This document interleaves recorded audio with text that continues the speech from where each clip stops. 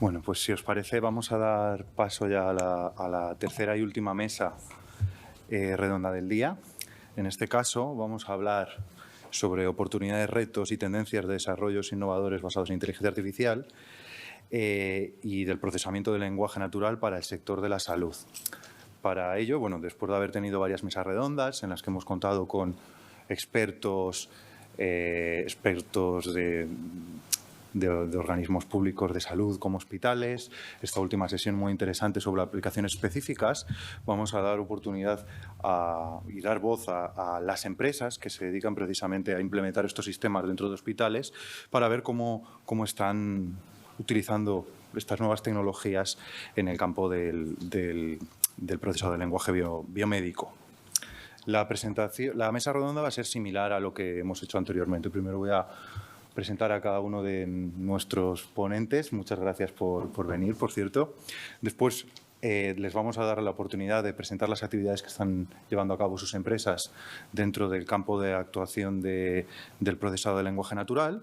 Y por último, comenzaremos un debate en el que os daré voz para hablar sobre diferentes temas y además también invito a los miembros, sobre todo de empresas que estén de espectadores, en entrar en este debate y ver un poco cuáles son los retos y estas oportunidades que se presentan en los próximos años respecto a este tipo de tecnologías. En relación a los ponentes, el primero de ellos va a ser Ricardo Farreres. Él es CEO y fundador de la empresa Works for Knowledge IT.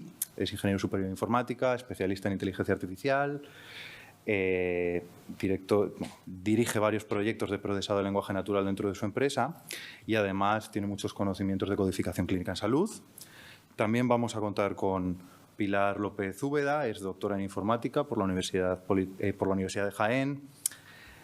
Actualmente es la responsable del Departamento de Procesado de Lenguaje Natural de HT Médica, donde trabaja en proyectos de extracción de información y clasificación de textos.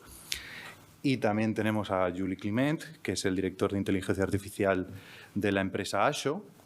Él proviene de un campo diferente, el campo de los estudios económicos, pero poco a poco se ha ido introduciendo dentro del campo de la inteligencia artificial y actualmente ejerce este puesto colaborando dentro de la empresa a explotar los datos que tienen disponibles. Bueno, gracias a cada uno de vosotros. Si os parece, vamos a empezar con esta fase de presentaciones. Iniciamos con Ricardo Farreres. Si te parece, pongo la presentación. ¿Tienes el puntero? El puntero lo tengo yo, sí. Lo tienes, ¿no? Vale, pues voy a abrirlo. Dame un segundo. Bueno, tenemos unos 5 minutos, tenéis para explicar vuestras actividades, relaciones. Si tardéis menos no pasa nada y tendremos más tiempo para el debate. Así que, gracias de nuevo. Ricard, adelante. Vale, primero comentar que la empresa nuestra Works for Knowledge está aquí invitada básicamente por el Hospital Clinic y porque es la empresa que lleva codificando el Hospital Clinic desde 2010-2014. Y además hemos participado en el proyecto COVID con el BSC, dando soporte por la experiencia que tenemos en la parte de documentación del hospital y por eso nos han invitado especialmente. Entonces, nuestro producto, que es CSE for Health, básicamente es un asistente automático de codificación clínica supervisada. Siempre el enfoque, el origen de la empresa surge del grupo de investigación de lingüística computacional de la UB, de la María Antonia Martí, que ha presentado la primera sesión, y que era el grupo de revisores del proyecto COVID también, o sea, también han participado. Y creamos la empresa de proyectos de procesamiento de lenguaje natural y aprendizaje automático, combinando estas dos técnicas, y en parte de medicina nos especializamos en la codificación. Bueno, salto un poquito. Me centraré más aparte en nuestra historia dentro del Clinic y en el proyecto, ¿vale? La idea, el Enterprise es la herramienta que hemos ido, el CSI es la ES de Enterprise, digamos así. Es la herramienta que hemos ido desarrollando conjuntamente con el Clinic. No somos Clinic, pero llevamos 10, 15 años trabajando con ellos y nos ha ayudado muchísimo a desarrollar la aplicación.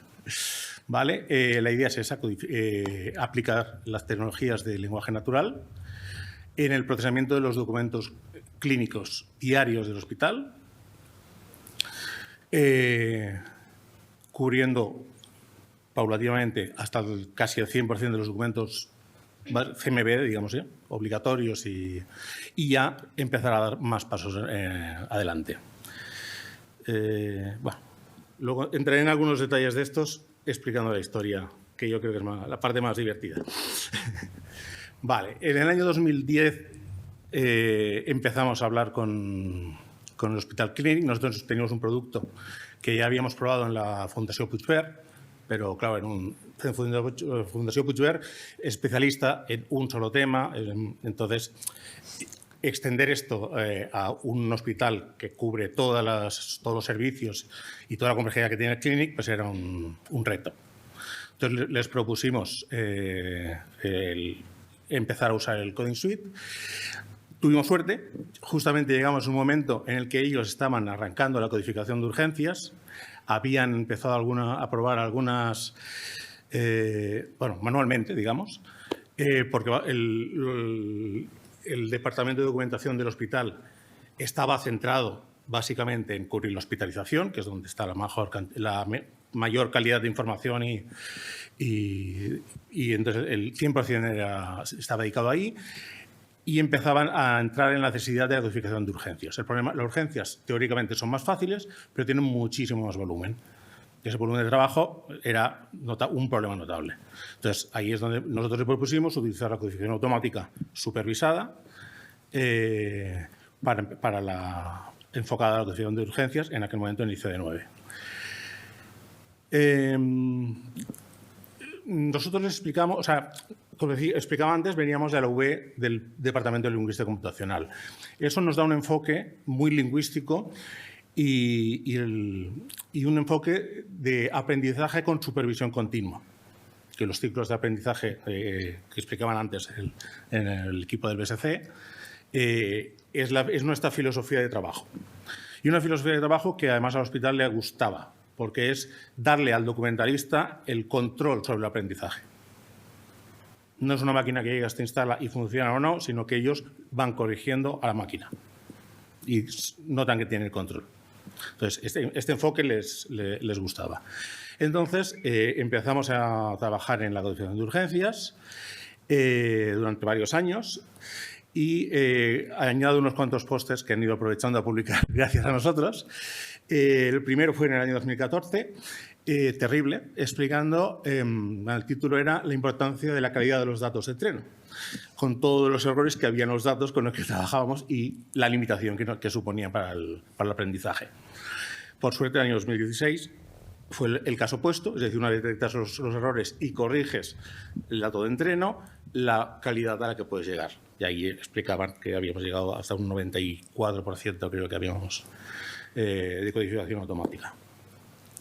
Llegado el año 2017, con la amenaza de la ICD-10, nos reunieron para decirnos, primero, que teníamos que cambiar el Coding Suite para la codificación ICD-10, pero entonces nos lanzaron el reto de proponer una solución para entrar en documento abierto. Porque claro, el reto de entrar en ICD-10 en la hospitalización no era pequeño. Entonces, querían los profesionales presentarles un proyecto con nuestra filosofía de trabajo enfocada a documento abierto. Y ahí es cuando les presentamos el proyecto de Deep Blue Process, la idea del iceberg habitual, pero que es muy real, y con la idea es esa, un proyecto para ir elevando toda la información que está escondida dentro de los documentos. Primero la parte más asistencial del día a día del hospital y luego ya para entrar en investigación y otros proyectos. Entonces, así durante 2 años estuvimos desarrollando la codificación en ICD-10 de urgencias y arrancamos la primera versión de hospitalización, que presentaron un póster también sobre la experiencia.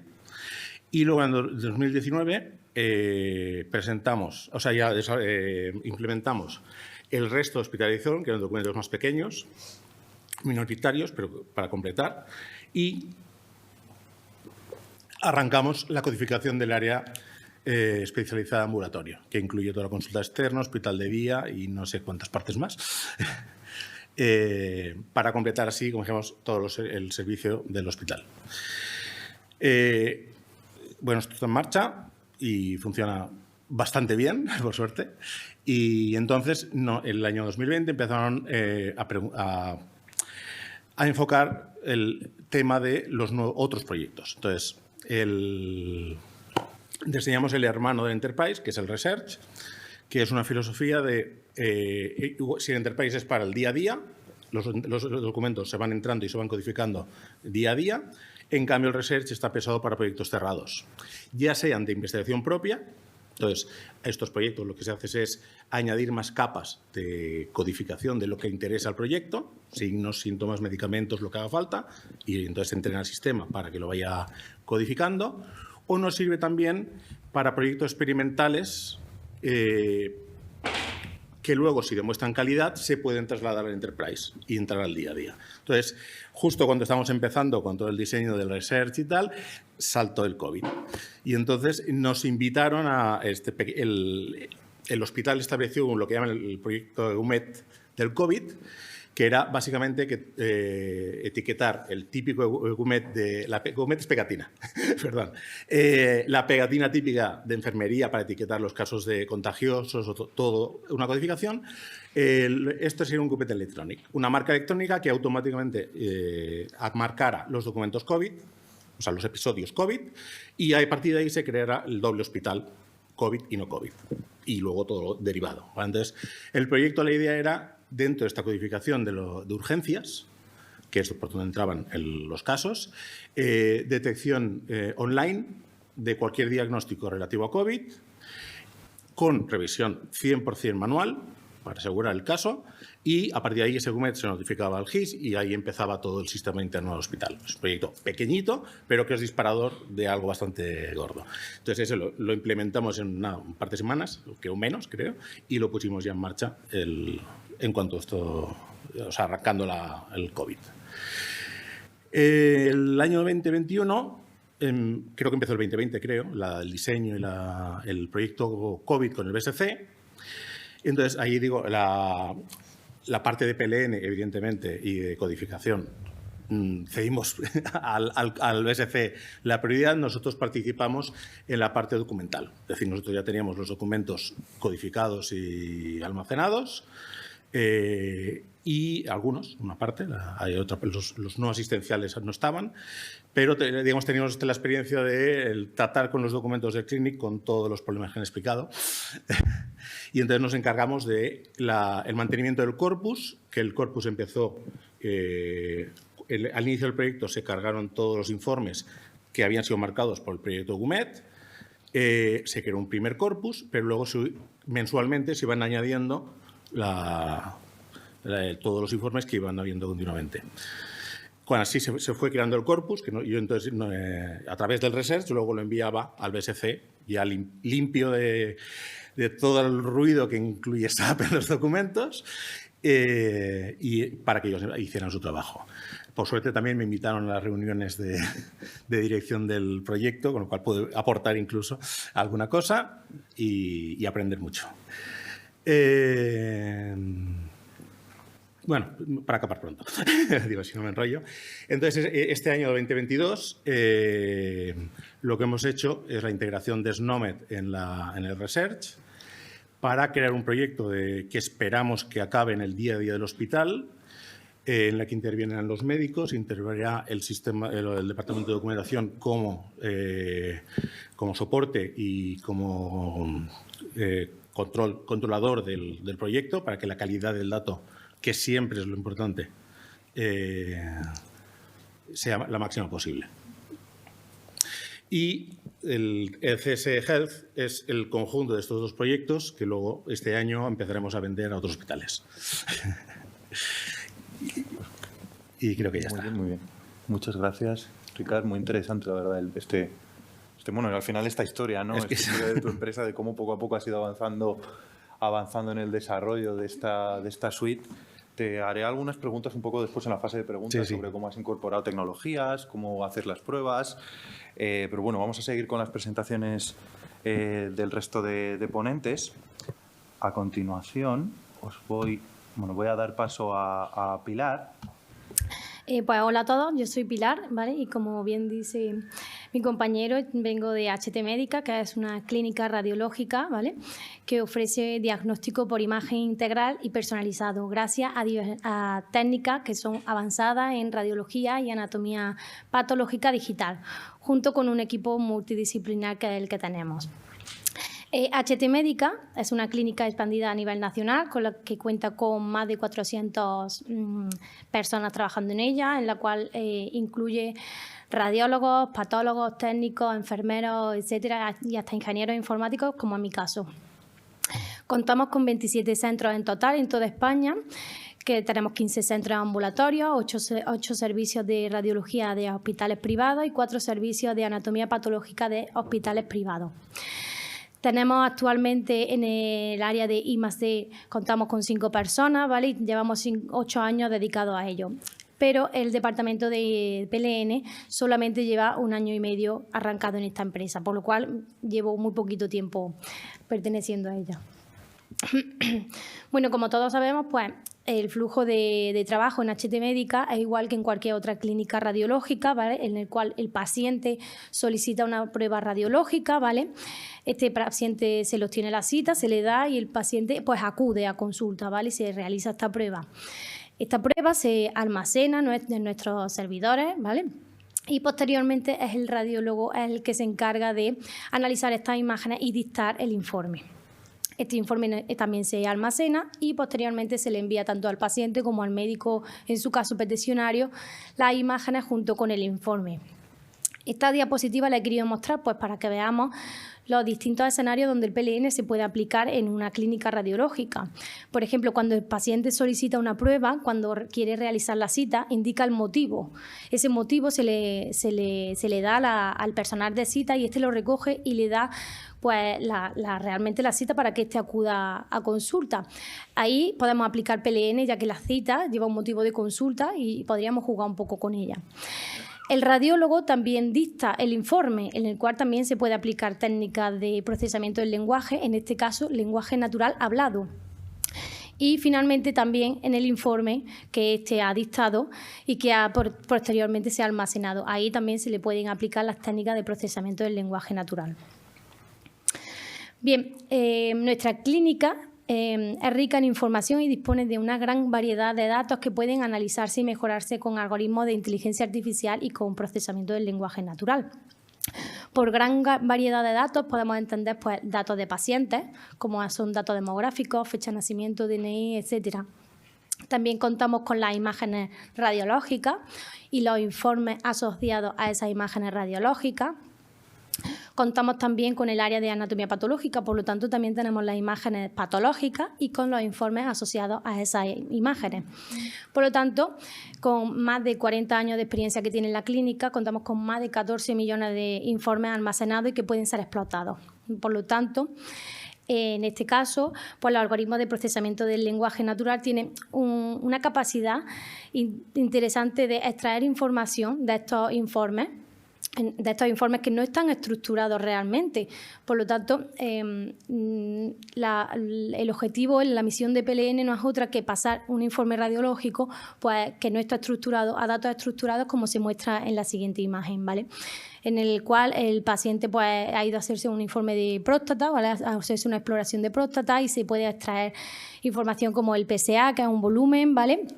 Se tiene el sexo del paciente, la imagen asociada, si tiene biopsia previa, si tiene lesiones, dónde están localizadas y, por último, el hallazgo conforme a la clasificación PIRAD que es la asociada al cáncer de próstata, ¿vale? Esto es simplemente una imagen de cómo el procesamiento del lenguaje natural podría ser utilizado y podría ser después, posteriormente, analizado a gran cantidad de datos. Disponemos de varios ejemplos de casos de uso. Por desgracia, no tenemos tiempo aquí para contarlos, pero ahí os pongo unos ejemplos. Llevamos muy poquito tiempo en la empresa, este departamento, pero son varios los proyectos que ya tenemos integrados y que algunos ya incluso son,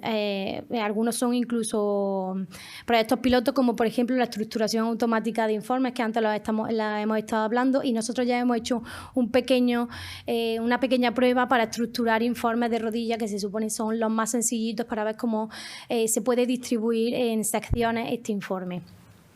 Me gustaría destacar que nosotros hacemos aplicaciones en base a las necesidades que tenemos en la empresa. Nosotros no intentamos resolver los problemas del mundo, intentamos resolver nuestros problemas. Por lo tanto, es un procesamiento del lenguaje natural aplicado en el día a día y que se está utilizando realmente, ¿vale?, en el trabajo rutinario de estos radiólogos.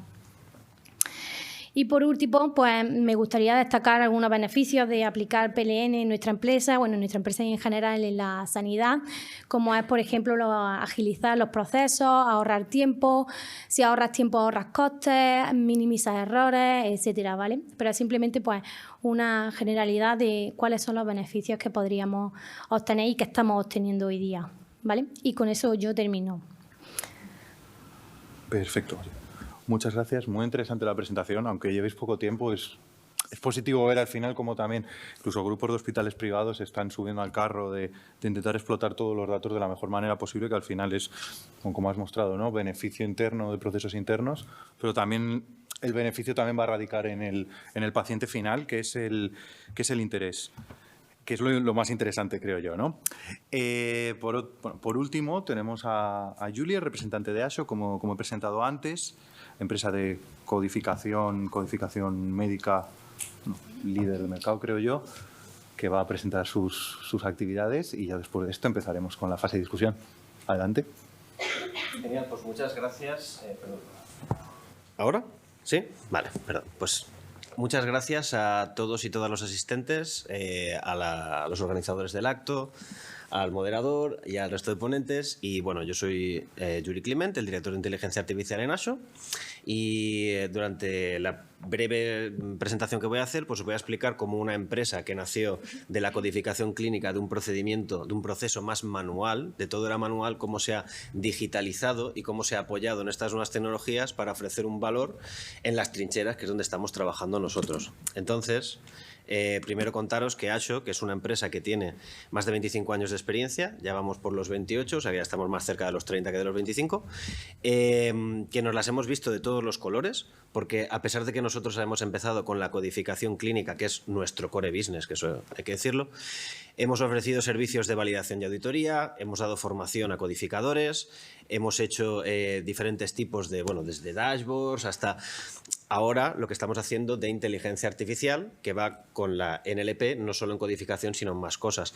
También comentar que, claro, hemos visto tanta casuística porque somos líderes en el mercado, con lo cual hemos entrado a muchos hospitales, hemos visto muchos tipos de datos distintos, muchas casuísticas distintas, por lo cual hemos decidido que todo eso lo podríamos aplicar en problemas. ¿Y cómo lo aplicamos? Pues haciendo una aproximación holística y pragmática. Es decir, nosotros sabemos que un hospital tiene unas necesidades, ¿vale?, que nosotros hemos identificado, con su ayuda, evidentemente, porque cada uno tiene las suyas distintas, aunque hay algunas que sean similares para todo el mundo, y sabemos que hay procesos que van muy relacionados o van muy interrelacionados unos con otros, como por ejemplo la codificación con la facturación, por ejemplo. Entonces, nosotros tomamos una visión global, resolvemos los problemas por separado, pero los entendemos como una especie de pipeline que va todo junto. Por lo tanto, hacemos una aplicación holística y pragmática, también en el sentido de que, por mucho que sabemos que los problemas es mejor idearlos por separado, divide y vencerás, al final hay que juntarlos, y eso provoca unas determinadas fricciones entre las soluciones que se ofrecen que nosotros queremos evitar al principio y desde el diseño. Entonces también pensamos y nos ponemos de acuerdo con los clientes de te ofrece más valor o satisfacción un servicio que te alcanza el 90% de accuracy o dos que te alcancen el 80%. Entonces, todas esas cosas las tenemos en cuenta a la hora de proponer soluciones para nuestros clientes. Pero claro, siempre hay una cosa que hay que tener en cuenta, que nosotros adoptamos al profesional. Nosotros no estamos aquí para sustituir a nadie, ni es nuestro objetivo, ni es a los que aspiramos. Entonces, nosotros, ¿qué metodología usamos? Pues la que utiliza muchísima gente, el Human in the Loop, en el cual tenemos un sistema de inteligencia artificial que entrenamos y hay una persona que siempre tiene que estar detrás, porque no vamos a hacer acto de fe de creer ciegamente. Por lo tanto, sí, con herramientas que analizan un gran volumen de datos, obtenemos unos márgenes de confianza que no son los adecuados, siempre vamos a poner a una persona detrás que lo va a revisar, ¿vale? Eso va a pasar siempre y nosotros nos aseguraremos de que no haya actos de fe, ¿de acuerdo? Entonces, cosas que hayamos podido hacer, proyectos que hemos hecho, bueno, pues como comentaba antes, nosotros hemos ayudado a la codificación clínica, somos codificadores, es nuestro core business, ¿vale? Y hemos hecho programas que ayudan a codificadores de otros hospitales, otros centros de salud, a codificar mejor, en el cual nosotros le podemos aportar un conocimiento en forma de diagnósticos y procedimientos, los cuales le damos el código una vez ya están marcados o seleccionados y facilitamos todo el proceso. Pero es que además, con todo eso, una vez tenemos los diagnósticos y procedimientos, hay determinada normativa para las instituciones públicas que clasifica esos informes en función de unos algoritmos y una serie de reglas y leyes, ¿no? Entonces, clasificamos los informes para que ya puedan facturarlos con mayor facilidad y lo hemos integrado dentro del proceso. Y luego también algunos clientes, pues por ejemplo, una de las cosas que hemos comentado, ¿no?, es que hay procedimientos que son más proclives a presentar fallos de facturación, ¿no? Por ejemplo, estoy pensando el típico caso que puede pasar, no es que ocurra a menudo, por supuesto, pero puede pasar en el cual una persona llega a quirófano y dicen, ¿y el análisis de sangre de esta persona? No se le ha hecho, pues no se puede operar. Entonces, hay algunos procedimientos que hemos descubierto que son más proclives que otros a tener problemas de refacturación. Entonces, queremos marcar en plan de, a lo mejor, ostras, es que este episodio tiene muchos que son proclives a refacturarse mal, que eso a entidades privadas pues también les interesa mucho. Entonces, bueno, ofrecemos un servicio que puede ayudar a que ellos tomen decisiones. Y también cosas mucho más específicas. Nosotros tenemos un hospital con el cual trabajamos mucho, somos su proveedor de servicios de NLP, el cual diferentes departamentos, como puede ser urología, como puede ser neurología, pues tienen necesidades específicas que nosotros realizamos ad hoc, ¿no? Y algunas pueden ser pues, temas de farmacia que hemos trabajado, que por ejemplo ellos no sabían realmente, querían extraer de, bueno, pues queremos saber cuándo empezó, cuándo terminó el tratamiento, porque el control que tenemos de ello pues ha sido un poco, bueno, es mejorable, ¿no? Bueno, pues nosotros les hemos ayudado en función de si el tratamiento que se le ha dado en los informes desestructurados era opcional, en función de si era de rescate, tratamiento de rescate, o si era un tratamiento pautado y continuado, cuándo se inició, cuándo se paró. Lo mismo con otros temas de correlaciones diagnósticas, ¿no? De que hemos tenido servicios de que nos han dicho, nosotros hemos detectado que cuando se da esta dolencia se dará esta otra. ¿Podéis ayudarnos a hacer estas cosas? Entonces sí, y pueden ser problemas como, por ejemplo, aquí he puesto uno sencillo, ¿no?, pero de desambiguación de entidades, que ellos han tenido problemas porque la información desestructurada es proclive a que se den estos malentendidos con la información. Las ambigüedades abundan en quien haya visto un documento real de un hospital, ¿no? Y sí que es verdad que con todo esto nosotros nos gustaría ir al multicanal y nos gustaría ir más adelante al proceso en el cual, por ejemplo, esta mañana hemos tenido una reunión en la que hemos hablado de temas de salud mental, en la cual tenemos que para un paciente vienen informes de un montón de disciplinas distintas que algunas están incluso fuera del hospital, como puede ser, por ejemplo, servicios sociales. Entonces, todas esas fuentes distintas de información tenemos que meterlas por estas cañerías de una forma práctica para que se puedan relacionar y puedan, en este caso, prevenir riesgos. Pero también creemos que ese multicanal no solamente para exclusivamente textos, sino también como imagen más texto, para poder tratarlos, y este es un melón que estamos abriendo, que queremos saber, del cual nos gustaría que luego saliera algo positivo de todo esto, de lo que nos podamos nutrir todos, ¿no?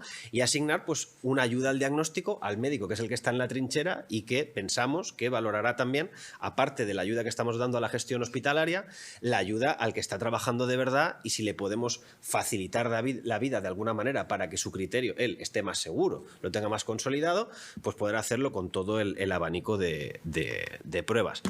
Creo que me he pasado un poco de tiempo, pero gracias a todo el mundo por escucharme, y aquí está el contacto en caso de que, espero que sí, haya suscitado el interés alguna de las cuestiones que hemos tratado. Súper interesante ver cómo también estáis incorporando todas estas nuevas tecnologías. Vamos a dar paso ahora, si os parece, a los temas de discusión. Queríamos tratar en esta mesa redonda 4 aspectos principales. En primer lugar, estas tendencias, nuevas tendencias del sector del NLP bioclínico y cómo pretendéis o cómo intentáis introducirlas. Vamos a seguir por retos, siguiendo por necesidades que vosotros requerís, tanto del sector médico y probablemente del sector de la investigación, como pueden ser recursos de entrenamiento, recursos de evaluación. Bueno, el aspecto último, el de oportunidades, casos de éxito, realmente lo habéis estado mostrando ahora mismo. Pues, si os parece, comenzamos con el aspecto inicial. Bueno, la idea es que seáis libres en la participación.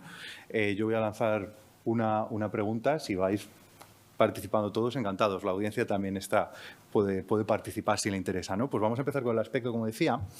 Y os quería preguntar, que como ha comentado antes Alfonso, en un mundo que está yendo tan rápido, que incluso para nosotros los investigadores a veces parece que aparece una herramienta como ChatGPT que te va a dejar sin trabajo y nos dificulta mucho adaptarnos y bueno, puede llegar a ser un problema.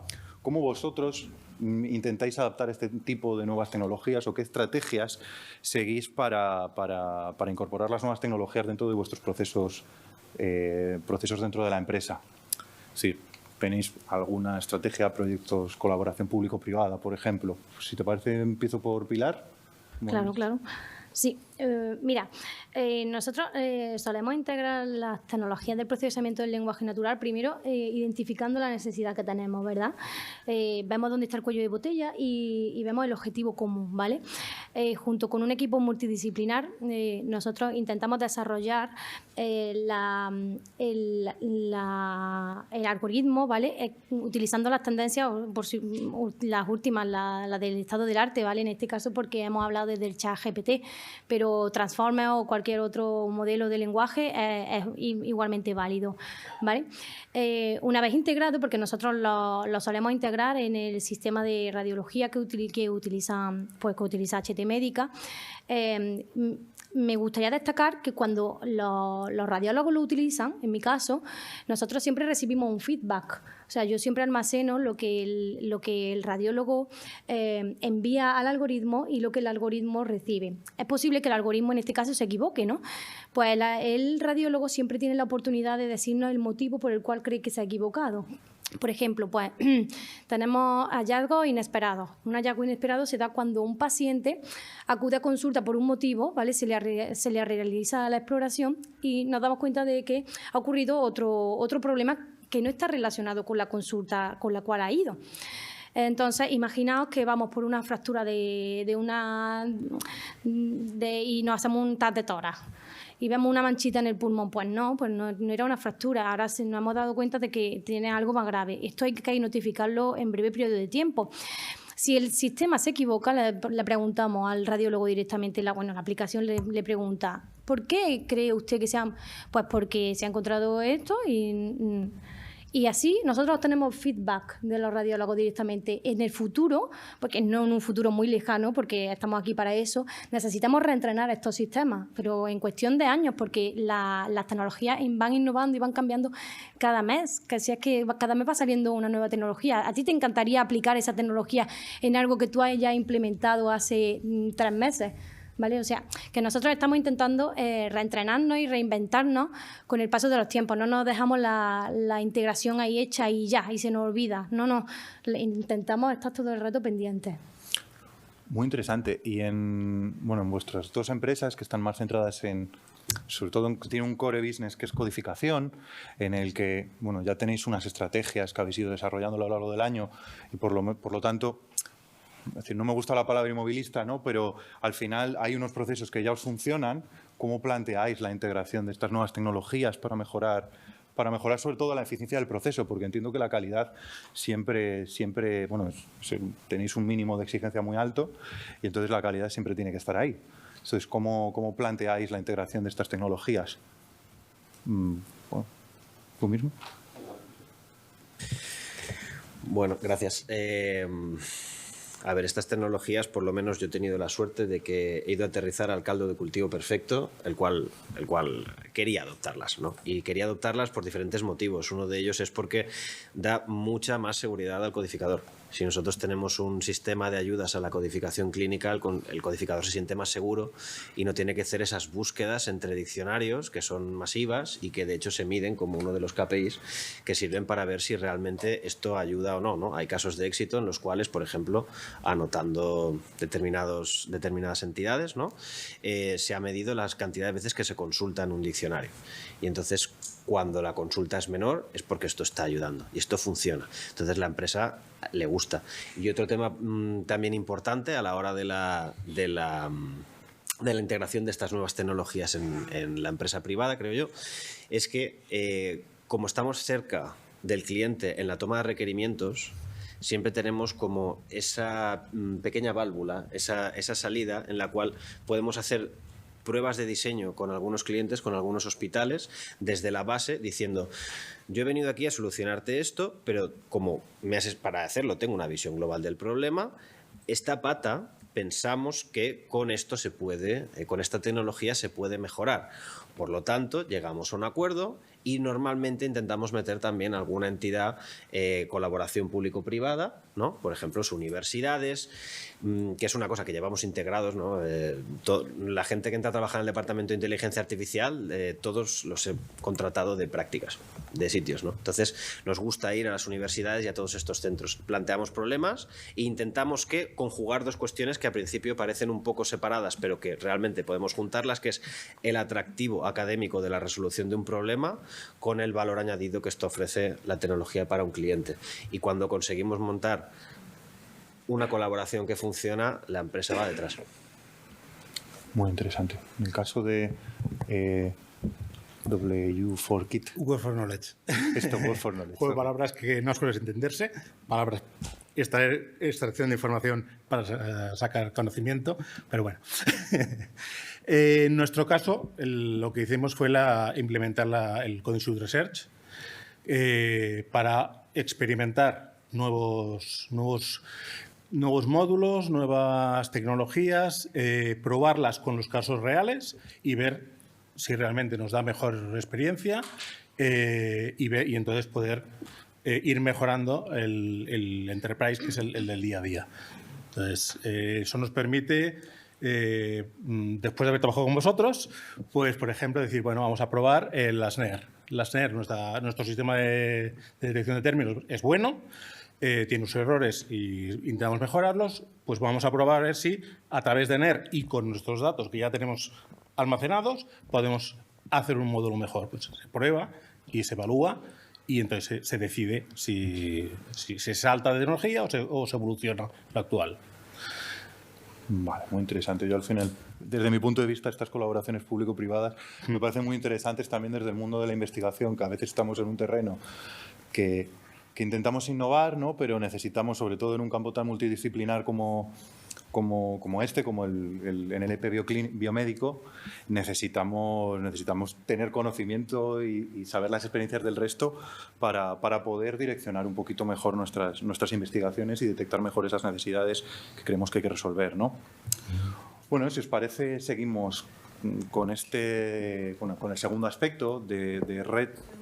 ¡Ay, sí, claro! Perdona. Lo que quería remarcar es que, por lo que veo, El micrófono, perdona. estas nuevas tecnologías basadas en aprendizaje automático y tal funcionan bien, son muy interesantes, pero hay que tener en cuenta, porque yo he estado también en el terreno de la empresa, que cuando propones, o sea, cuando un hospital tiene unas necesidades y tiene que resolver unos problemas del día a día, a veces hay que distinguir lo que es I+D y de lo que son aplicaciones reales que tienen que funcionar. A un hospital tú no le digas que, bueno, esto puede funcionar estupendo, pero bueno, tiene un margen de error del 70% o no se puede, por ahí no puedes. Entonces, hay que distinguir lo que es solucionar problemas a empresa o a hospitales que tienen unas necesidades que resuelven en el día a día, y el otro es investigar.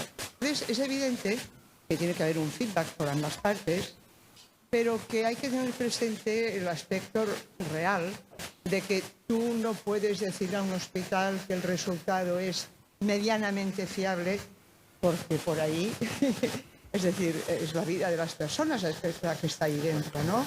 Y por lo tanto, quiero decir que hay que distinguir un poco que las tecnologías nuevas son estupendas, los transducers estos y el aprendizaje automático, pues, fantástico, pero que hay un aspecto que es el documentalista, la revisión, la comprobación, el saber que aquello es fiable y que de aquellos datos con aquellos datos puedes ir a reclamar la facturación correspondiente, es decir, que, ¿entiendes? O sea...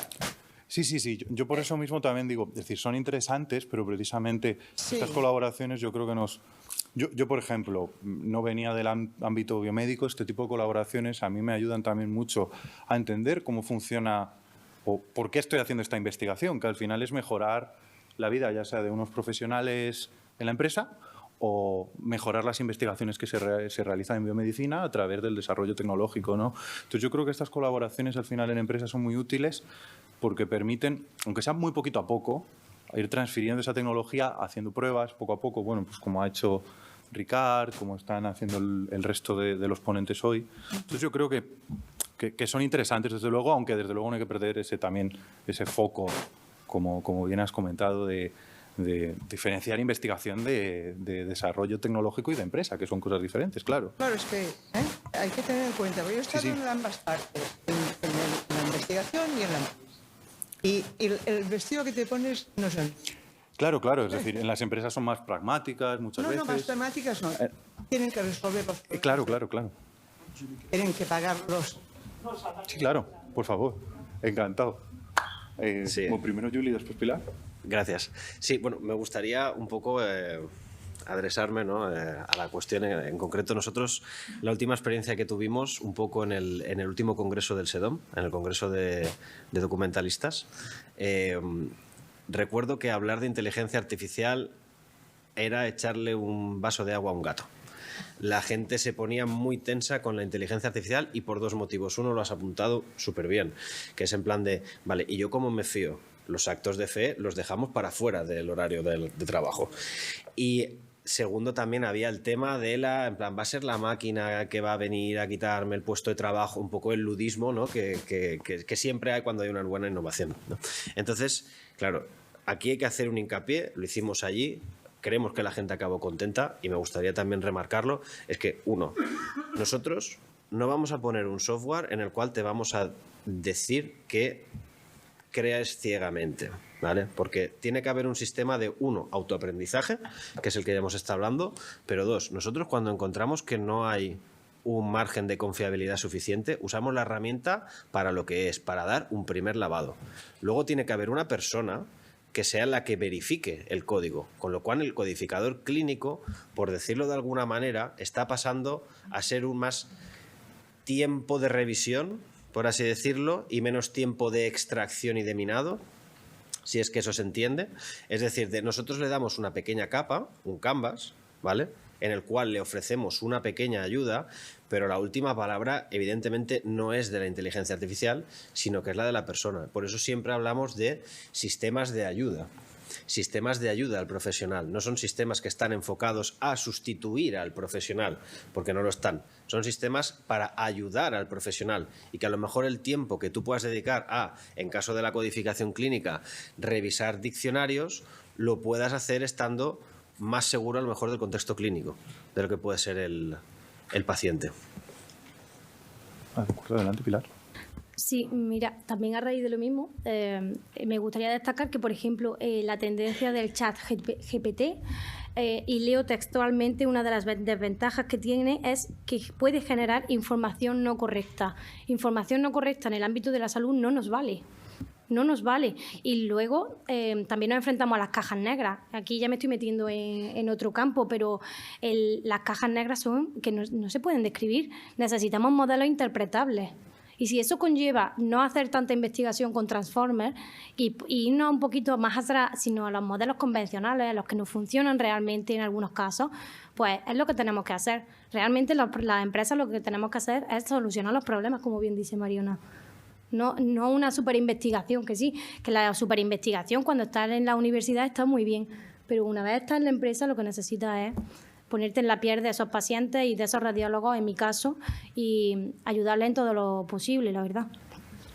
Bueno, pues aprovechando este tema de explicabilidad, me viene una pregunta relacionada con el aspecto 2, ¿no? Al final, que probablemente sea uno de los retos más grandes que tengáis, ¿no? Esta explicabilidad de modelos, cómo la afrontáis dentro de vuestra empresa. Es decir, entiendo que no renunciáis al uso de Transformers, pero bueno, ¿validáis todos los resultados o, bueno, adelante? Ay, ¿dónde?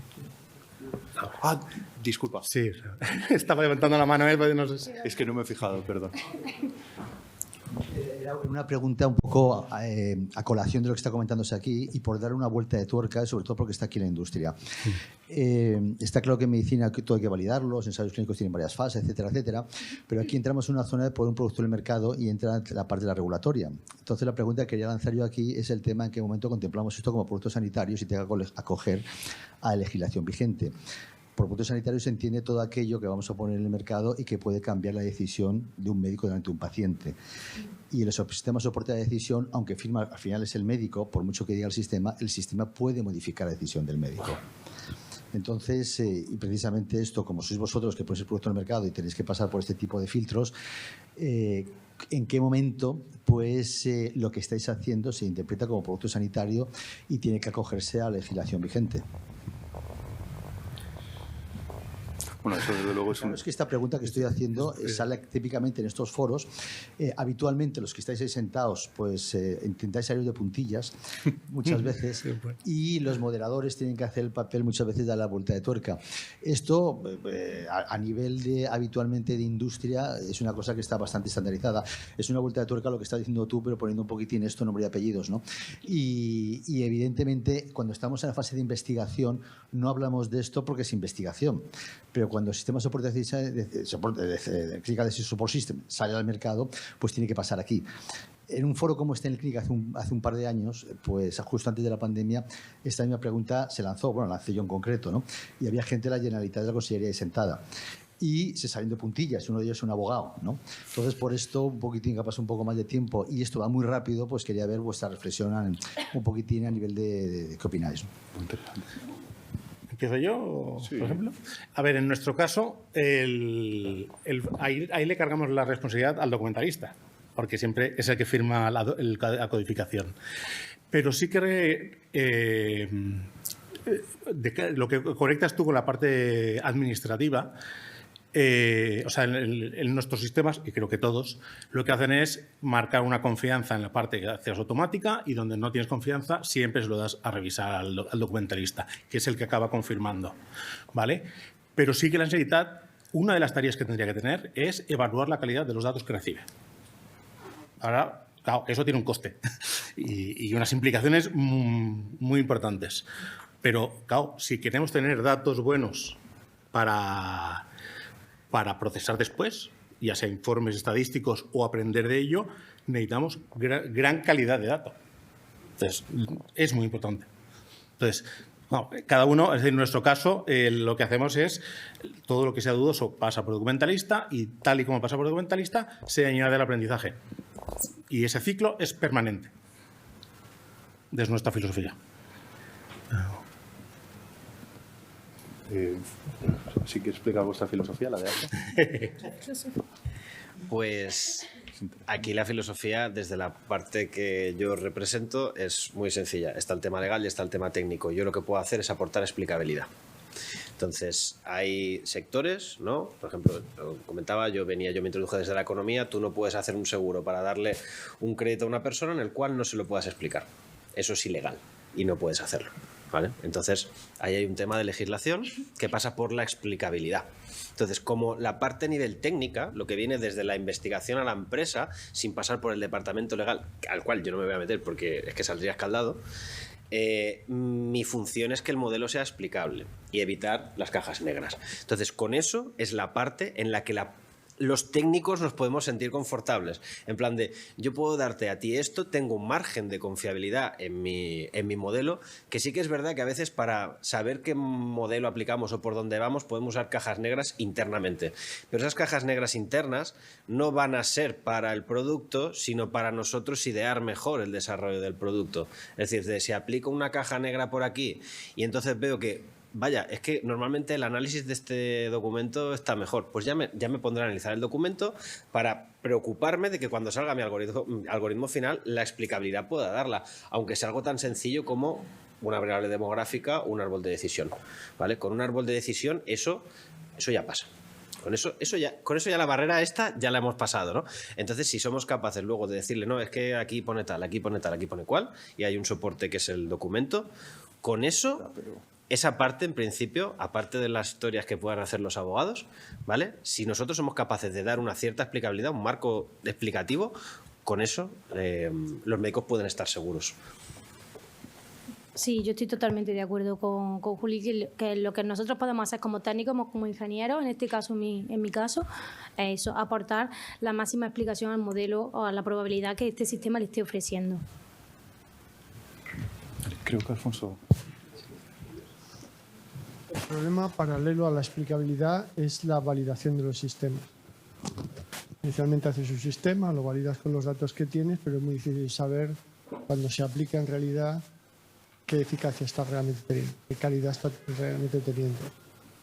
Desde nuestro punto de vista, viniendo de la parte de investigación, obviamente hay toda una serie de sistemas para evaluar calidad de sistemas, pero no están tan implementados cuando llega a la aplicación industrial. Creo que nos faltan sistemas de evaluación continua de los sistemas de Machine Learning aplicados en la clínica. Conjuntos de datos validados, sistemas, entornos en los que se puedan hacer estas validaciones que sirvan tanto para la industria poder entrenar con datos nuevos como para los compradores, el sector público o privado que lo compre, saber cuál es la calidad de los sistemas. Está bien que sean explicables y todo esto tal, pero en paralelo también estaría bien saber cuál es la calidad y poder evaluar esa calidad a lo largo del tiempo, no solo en un determinado momento. Una última aportación porque se nos acaba el tiempo y tenemos que dejar la sala. Sí, yo tal como he explicado antes, en nuestro caso son sistemas que no se quedan en el olvido, son sistemas que se van reentrenando con el tiempo. Nosotros pasados 5 meses, 6 meses, cuando consideremos oportuno que tenemos diferentes datos ya recolectados, validamos esos datos y los volcamos si son necesarios para el reentreno. O sea, seguimos reentrenando constantemente nuestros sistemas. Pero sería bueno que estuvieran validados externamente. Eso daría un sello de calidad que sería más para Sí, bueno, quizás sí. De hecho, no voy a dar pie, pero antes hemos tenido alguna conversación de personas que trabajan aquí justamente en ese tipo de cosas, certificar modelos y su validación a lo largo del tiempo. Y acabo ya para que... Ya al fin. Apuntando a lo que dice Alfonso, la gran paradoja de esto es que si utilizas un sistema validado con cajas negras y funciona, probablemente va a aprobar incluso el requisito para ser aprobado y para ser vendido, y no uno, por mucho que esté bien explicado, si no está validado como tal. Y este es el tema del futuro, y realmente la Comisión Europea se está encargando de esto, de que los ensayos clínicos que se hagan pues demuestren que lo que estás haciendo un paciente con una seguridad 100%, el 99%, pues pueda recibir precisamente esto.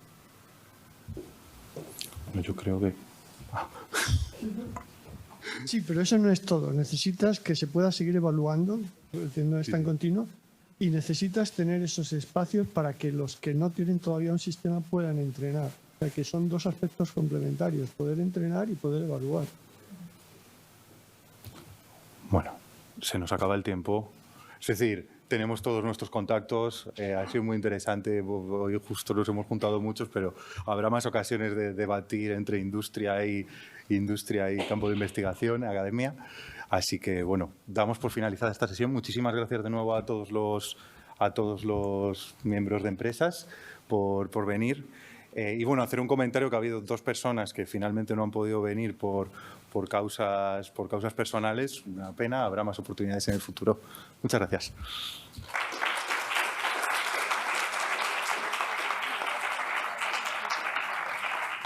Muchas gracias.